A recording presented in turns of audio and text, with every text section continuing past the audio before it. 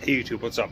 So I'm gonna start today putting that AliExpress Super XL cylinder on chainsaw because I want to see what the compression's like, see if it's any good.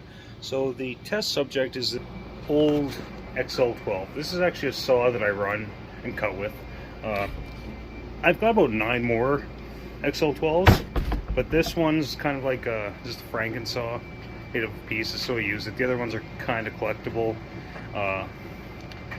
So I don't really want to tear into them, but this one's going to be the test mule.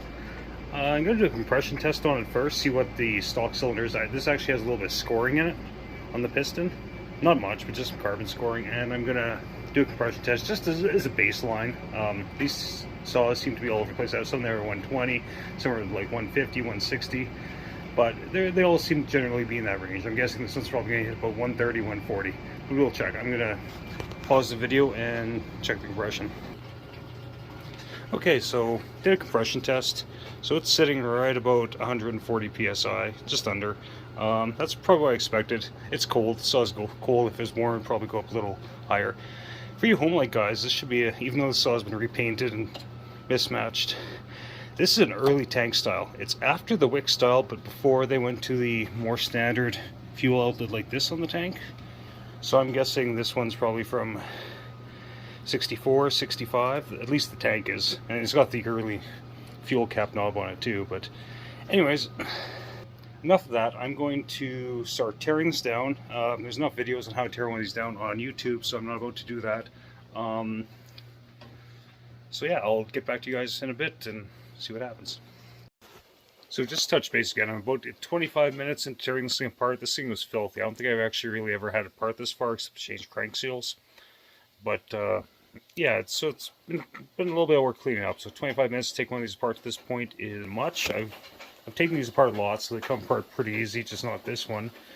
And I'm kind of realizing how early of one this is because if you'll notice, the exhaust only has the 2 bolts on the port.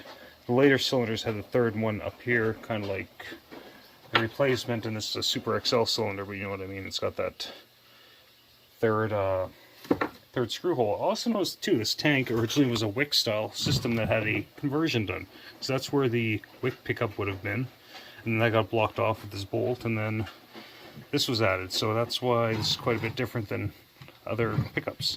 Anyways, I'm going to pull this cylinder off and take a look at the original piston, see what it looks like. I'm still deciding whether or not when I put the aftermarket cylinder on, if I want to do a gasket delete or not, because I don't want to port this thing, but usually if I do gasket delete, I'll raise the exhaust port just a little bit, just so it compensates for no gasket. But I'm still deciding. I better decide in the next half an hour or so. Okay, I'm going to let you guys go now, and I'll be back in a bit. I'll decide to bore you guys with removing the cylinder, see what's under here. One thing I do like about this design compared to like the XL76s and the Super Minis and stuff like that, it's really easy to access all these bolts, because like for some of the other Homelite saws, I have to have this special little 7/16 wrench that I ground down just to get some of the bolts, because they're in really stupid spots. But these ones aren't too bad at all.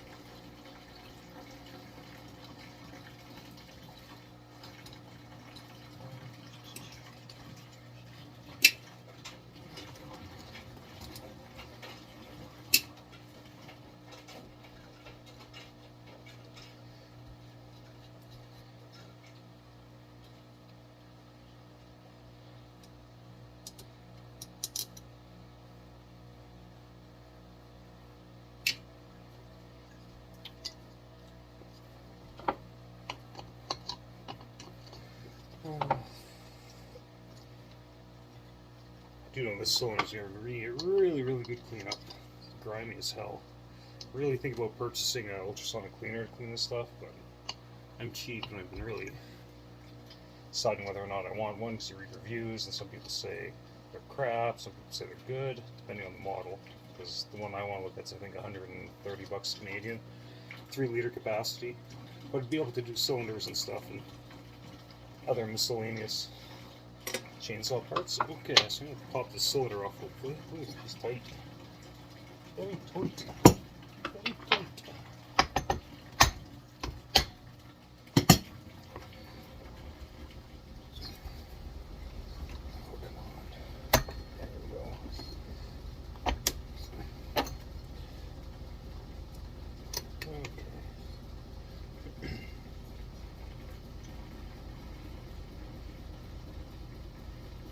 This cylinder is actually really nice, like really nice.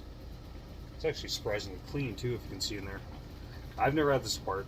Maybe it's been apart before, but judging by the Loctites that were on the tank bolt, it seems like that hasn't actually been taken off, but it must have. I don't know.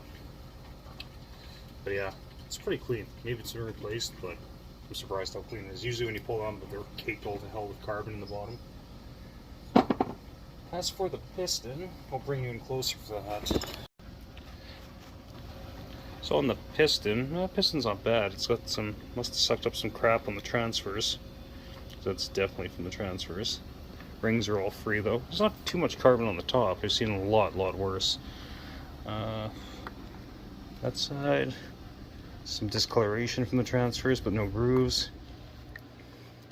This piston's actually in really good shape. It's got a mark down there. That's probably from carbon scoring. But all in all, this actually is a nice piston. But anyway, I'm just going to pull that piston off and fight with the little... I can't stand these little snap rings that are in here. Those are like the bane of my existence. But anyways, I'll talk to you later. Okay, I'm going to bore you guys a little bit more while I'm putting on the piston and stuff. I'm using a Super XL base gasket, and that's because I'm actually on this saw. At one point I swapped the handle to use the Super XL reassembly. It's got the 4 reeds, figured it was better. Is it? I'm not sure. But anyways, I can put the piston on, do a compression test. I can do a compression test while it's sitting on here. I'm just use a drill to spin it because I think that's the best way, because I don't want to, if the compression is really low, I'm going to do the base gasket for lead and pull it right back off. So this way, it's just better that way. Okay. Here's for some boredom while I put this piston on.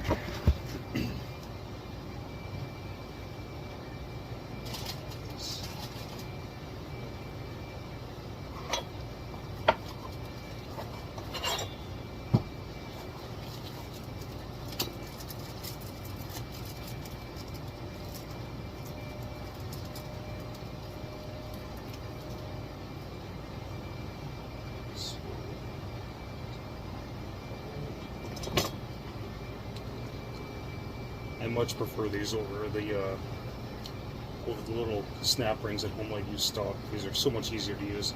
But I have heard sometimes these are more likely to sproing and grenade your saw, but hopefully that doesn't happen here.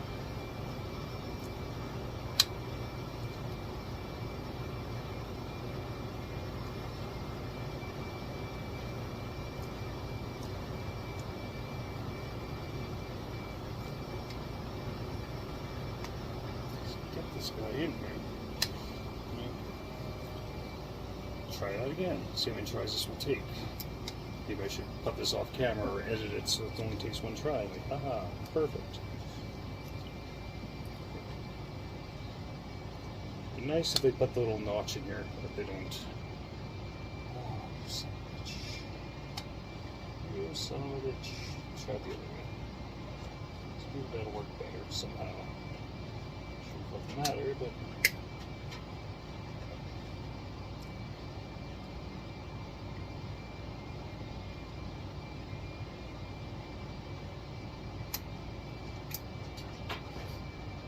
okay, that's put in place nice and snugly. And then when you're putting these in, I always put the pin in from this side, from the flywheel side.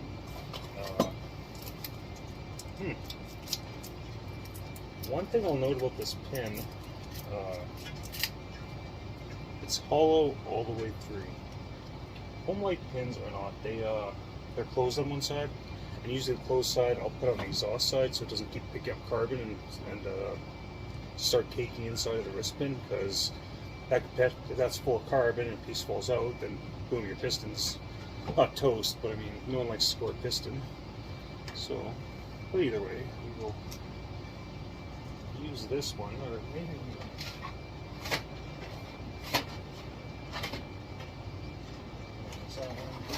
I will use it. We are testing the whole kit, so we might as well use this one. It just feels a little loose fitting compared to Homelite ones, but we'll see how it is in the bearing.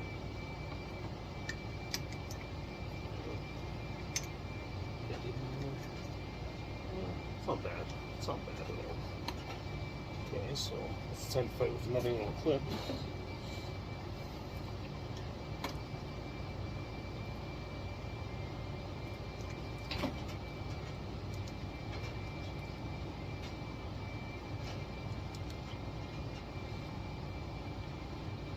Bugger.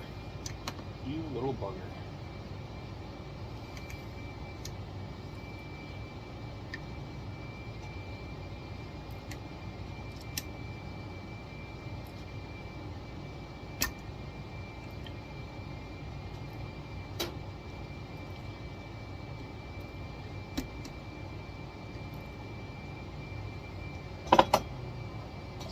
Push that guy in. Hopefully it doesn't go flying.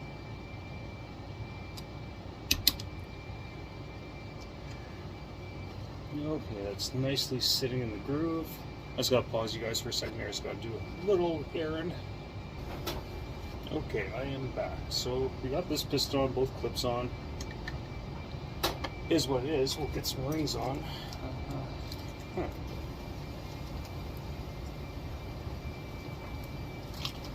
wonder how these rings are gonna fit there. That's okay. This should be okay. So one thing to note compared to Homelite rings, so Homelite rings come around the piston and then they stop at the locating pin. These ones, well, compared to like newer Husqvarnas and stuff, I'll show you one.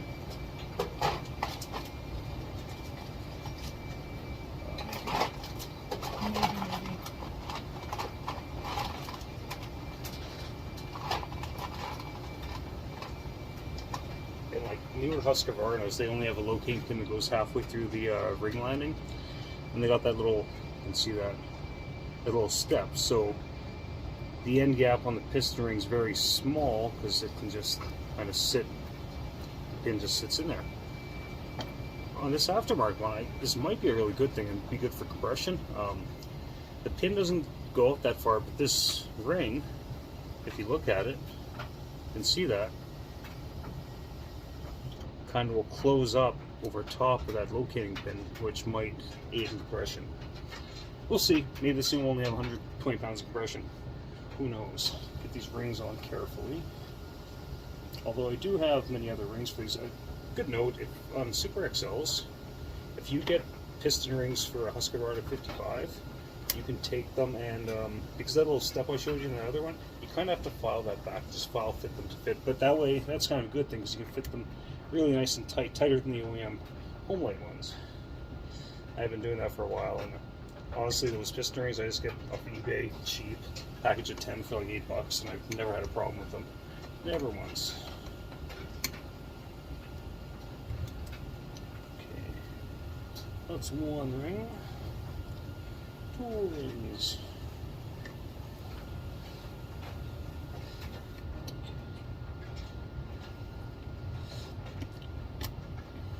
I have to tell you though, the way those rings are, try and get them in, it really digs into your thumbs. I'm not complaining, it's not that bad, but it is something to note. Okay, so I'll just grab the granny rag. Grab it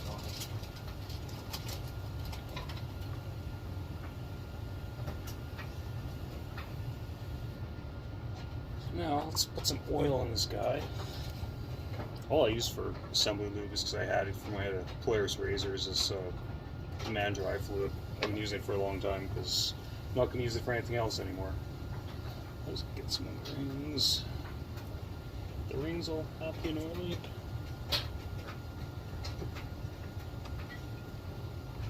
I try to be sparing with this because I'm going to do a compression test, but I mean, the numbers might be a little bit elevated because of the assembly lube, but try to be sparing with it.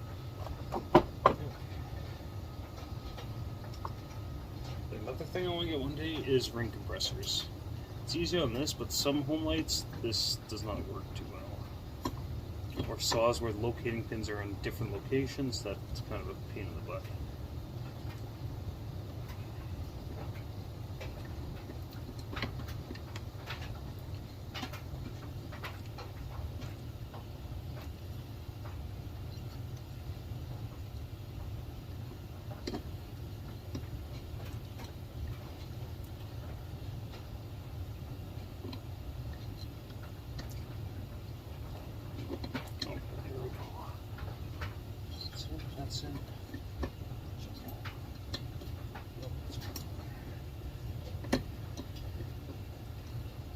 Yep, next big purchase, ring compressors.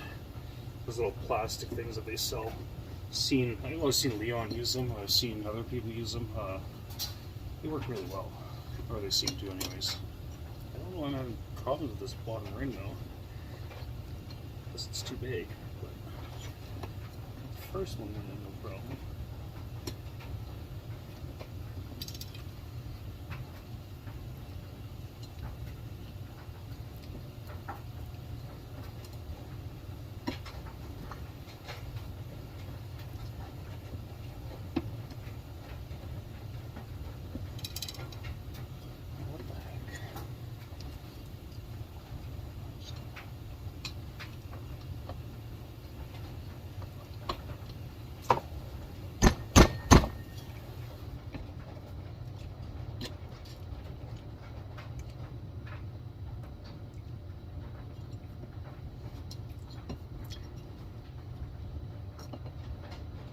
There we go. Perfect. Easy peasy, right? So, put that down there. Find all my fasteners.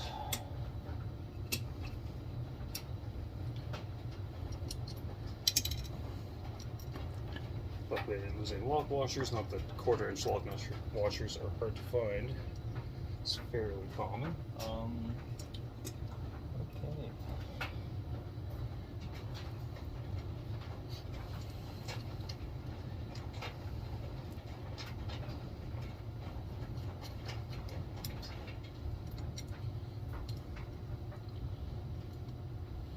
I imagine some people fast forward through some of this because it's kind of boring, but I'm going to tighten this on, I'm going to pause it, and I'll get back to you after I'm done getting that on. Okay everyone, we are back. So this is all installed. I'm ready to do a compression test. I have a compression tester here. So get this guy on. I've had this compression tester a long time. I've lost some of the attachments, but it still seems to be fairly accurate. Don't need C to replace it yet. So I got a socket, an old ass cordless drill. Let me see what the question is. See if this is worth it.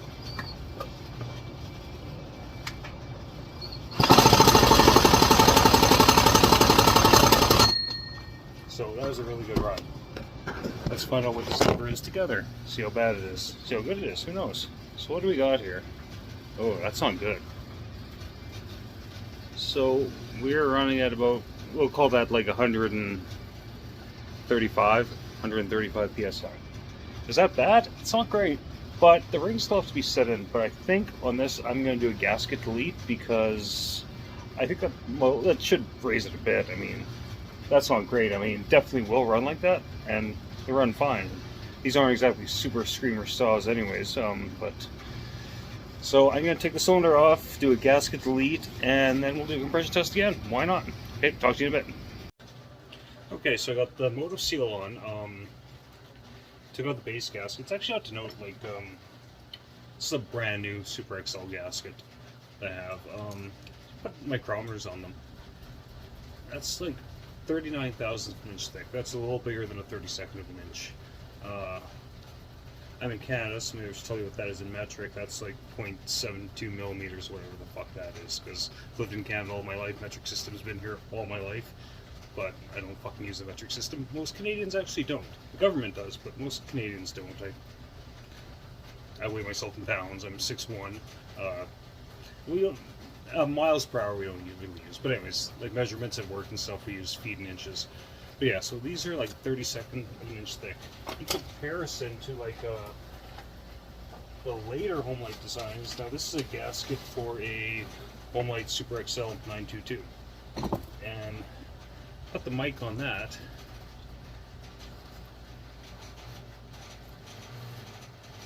Again, that is literally less than half the thickness. That's about, it's coming in right at a 64th of an inch with 0.016. So yeah, so the newer gaskets are like, the gaskets for the Super XLs are stupid thick. Like, there's probably a reason for it, because the machining maybe wasn't as precise back in 1963. or taking cues from their older designs, like the older Homelite saws. But anyways, let's try this compression test again.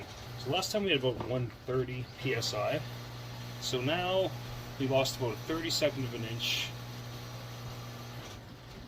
I hope the port timing is okay on here. I'll be curious to see how it runs. So I'm going to leave it like this. But I did notice that this height right here is thicker on the aftermarket one than the OEM one. You probably can't pick that up on camera, but it is a little thicker. Maybe a 1/16 of an inch. But anyways, let's see what we get for compression now. Hopefully it's a little more.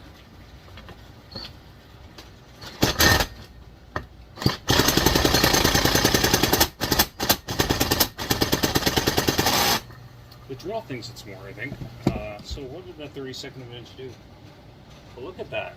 So, gasket delete and moto seal with this cylinder is taking the pressure up to, we'll call that 158. Like, so that's quite, that's significant. There's still some assembly oil in there, but sparing. Sorry, I used the oil very sparingly, so that's quite a boost in compression. So this saw is going to go back together the way it is. I have a feeling that after I run it this weekend, I might come back apart, and I might actually raise the roof on the exhaust. So I think that might help it. But we'll see. It may will run perfectly. I should note too,